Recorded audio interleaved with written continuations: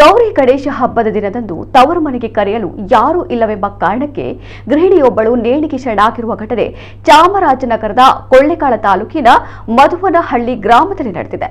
ಸಿದ್ದರಾಜು ಎಂಬುವರ ಪತ್ನಿ 32 ವರ್ಷದ ರಶ್ಮಿ ಆತ್ಮಹತ್ಯೆ ಮಾಡಿಕೊಂಡವರು.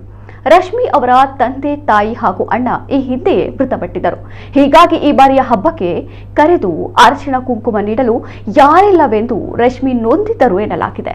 ಹಬ್ಬದ ಹಿನ್ನೆಲೆ ಪತಿ ಮನೆಯಲ್ಲಿ ಗಣೇಶನಿಗೆ ಪೂಜೆ ಮಾಡಲು ರಶ್ಮಿ ಎಲ್ಲಾ ತಯಾರಿಯನ್ನು ಸಹ ಮಾಡಿಕೊಂಡಿದ್ದರು.